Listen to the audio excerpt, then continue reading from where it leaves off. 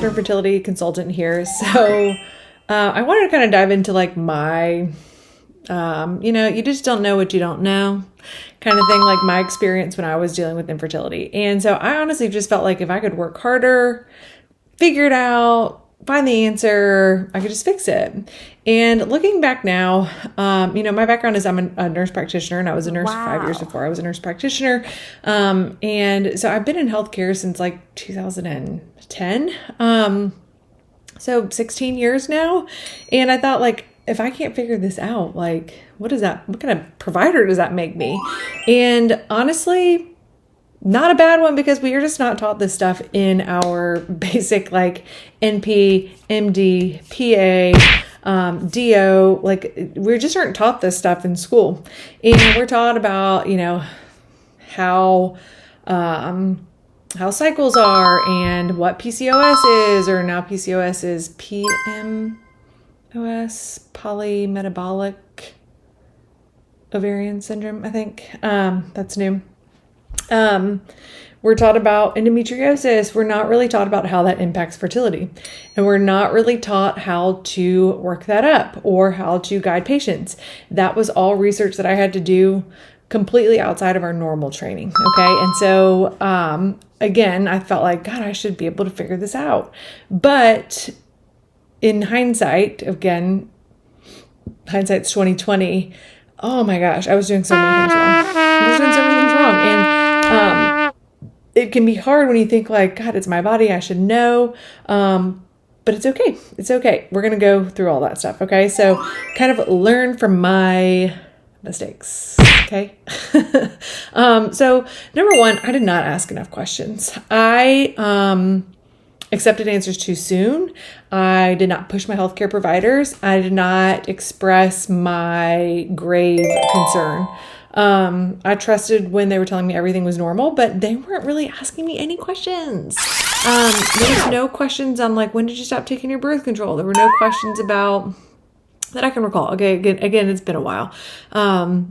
There were no questions about like, how painful are your cycles? How long are your cycles? Do you know if you're ovulating? Do you track your cycles? Like, there was no education or questions about that. And so now that is my goal for this channel and for my clients, is to feel stronger about knowing how to ask questions to your healthcare provider, and also how to know enough about your own system and your own fertility journey to be able to ask the right questions. So all of this is also like included in the course too, about kind of how to navigate some of this, because I didn't know how to do this. Okay. And I should have. Well, I felt like I should have. Okay. Like, let's give poor baby Katie some grace, right? Like we all need. So I just didn't realize that there were other things that needed to be investigated. And I did not know that a lot of the things that I was doing at that time were actually harming my fertility. So sometimes as healthcare providers, if you're not complaining about something specific, if you are not telling us exactly what, like, we don't have a lot to work with. We don't know how to like respond to those questions. So I think that we need to be better about screening for some of this stuff. And that's another kind of avenue that I like to dive into, is kind of working with healthcare providers on like what questions, how to advocate, how to dig a little bit deeper if you don't have patients that are coming in with specific questions. Okay. So a lot of us too, as patients, if we assume like if there was something wrong, that someone, our healthcare team, would tell us. But a lot of times it's not as obvious, and fertility is often just more nuanced than that is. So I felt like I had to do everything by myself. And I mean that within my healthcare team, but I also mean that within my like relationships. So I felt like this was my burden and not my husband's burden. I felt like if I couldn't figure this out, like, something was wrong with me as a provider, and something was wrong with me as a nurse, and something was wrong with me as a woman, and something was wrong with like my body. Like, would I ever be able to have kids? Right. And so I kind of held on that by myself. And so I should have been communicating with my husband and not holding the stress until I like exploded. So researching alone, reading books alone, trying to just like crack the code. And it was so hard because you're in your own, you've got your own blinders when you are kind of going through a lot of this stuff. So it can be really isolating, especially if you are kind of at an age where people your age or your friends are starting to have kids, or if your siblings are starting to have kids and you are just feeling like so behind and you don't really want to like bring anybody down with your like burden, like, oh no, poor me. Like, so you don't want to do that, I guess.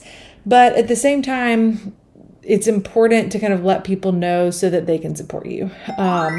And you can choose to tell some people, no people, a lot of people, just kind of like knowing what your support system looks like and who you feel comfortable sharing things with, and just knowing your personality type. So, I also felt like I had to do all my own research with my healthcare team.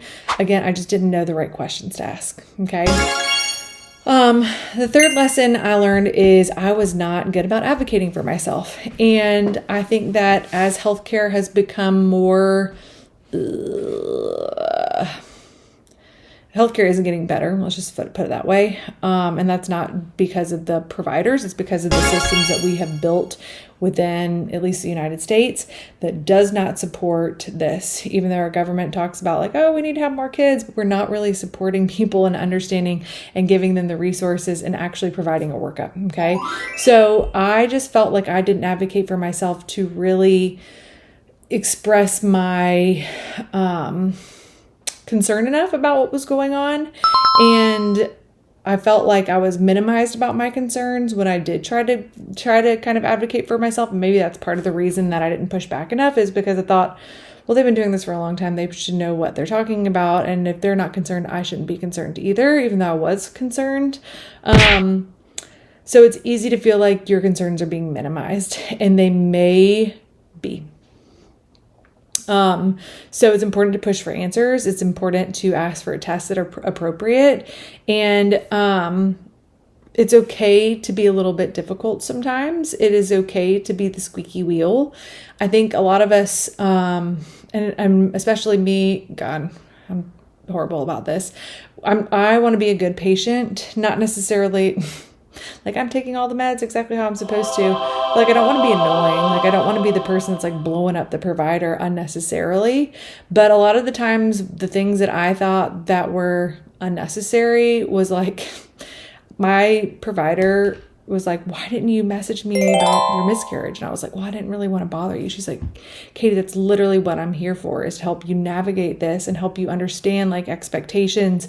Like, I am so upset that you didn't feel comfortable, reaching out to me during this. And so I was on the other side of that, like not blowing up my provider. I'm like, well, I guess I'll see her when I get an appointment in a week from now. And so, it's just, that's just me. That's how I am. So I can't, blame myself for that, but I can help other people to not make the same mistakes. I can help people kind of determine like, this is really something you should reach out to your provider about versus, this can wait. Like, this can wait until Monday. And I'm happy to help people do that because I want to strengthen your relationship with your provider, not make you the annoying person, but also to be able to kind of consolidate your questions and really be thoughtful about how you're interacting with your provider too. Because I think it just can make things easier and kind of strengthen your relationship. Number 4, I, again, kind of did not tell my husband. I carried a lot of that stuff by myself. There was a lot of emotional disconnect. There was a lot of internal stress. And that unfortunately comes out in your relationship in a negative way often. When you are holding on to a stress and you're not letting your partner, whether that is financial, whether that is about something that's going on in your job, whether that's about your fertility journey, like if you need to be able to communicate with your partner and let them know kind of what's going on. And maybe that's harder in the beginning of a new marriage. I don't know. But I definitely thought I was protecting my husband by carrying this weight by myself. And I was carrying a lot more than I needed to. So we'll just kind of leave it at that. Number 5 God, I was working out so hard.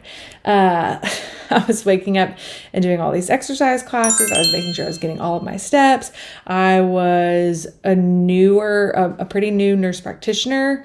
And oh man, I was just like wearing myself out. I was sore all the time. And I thought that was great for my muscle building. I love a HIIT class because Wow. I remember one time my HIIT instructor was like, "This is the hardest part of your day." And I was like, "Bullshit. This is the hardest part of my day." Like, I love coming somewhere for an hour and having somebody just tell me what to do. I don't have to think. I don't have to make a decision. I just get to push my body and get out of my own headspace for an hour. Like, this is fantastic. I will like kill myself here. Like, I will go so hard into the paint that it'll take me days to recover. And I thought that was great. Felt like I was getting stronger.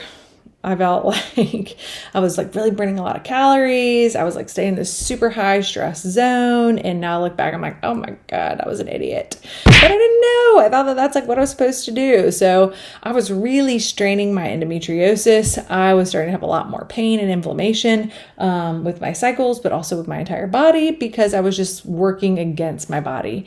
So now the things that I push more are like walking, movement, strength training, stretching, advocating for myself to take the time for exercise and for movement, and incorporating small daily changes to make a big impact and to actually be something that I practice with longevity rather than something that I would just burn myself up and then try to do it again. Like, that's just not sustainable forever.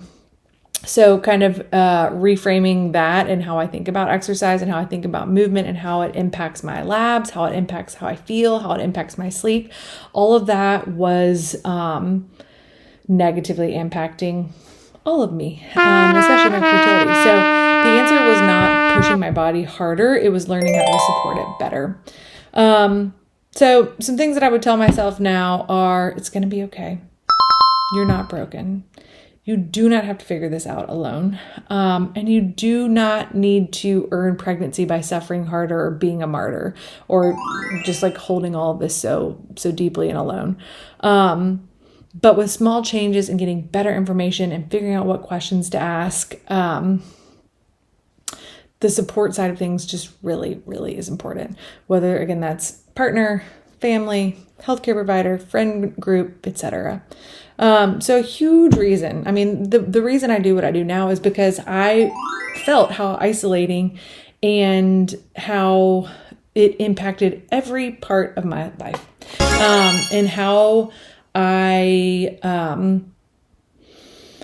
just wish I had done things differently. But at the same time, like, it got me to where I am, and now I've helped so many people figure out what they were doing wrong and get pregnant and have healthy babies. And that is the most incredible other side of this. And so even though it can seem really dark and it can seem really hard, and you may have a certain history of different disorders or eating problems or overexercising or irregular cycles or PCOS, and you think like, God, am I ever going to be able to surmount this? And you can. You just have to have the right tools and you have to have the right support team. So if you feel overwhelmed, if you feel stuck, if you feel like you're trying to just like piecemeal everything together, but you're not really having much of an impact, and you just feel like you're kind of digging yourself deeper in a hole of isolation and grief and overexhaustion and fatigue and stress, like, that is not going to be good for fertility. What is good is having somebody that can help you get from point A to point B, who can help you really understand like the things that are going to be important. And that's exactly why I started working with people one-to-one. That's exactly why I created a course to allow more access to this information, because I just didn't realize how much I didn't know.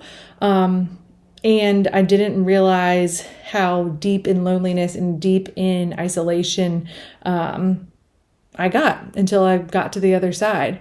You're allowed to ask questions. You're allowed to be frustrated. You are allowed to ask for help. Okay. And that's the biggest thing is asking for help and kind of succumbing to, I can't do this for forever and I can't do this all by myself. And that's okay. That's okay. So anyways, I hope that this was helpful. If you've got any other topics that you would like to address, if you are interested in working one-to-one, shoot me a message. I'd love to chat a little bit further and kind of see what might be the best option for you. All right. See you next time.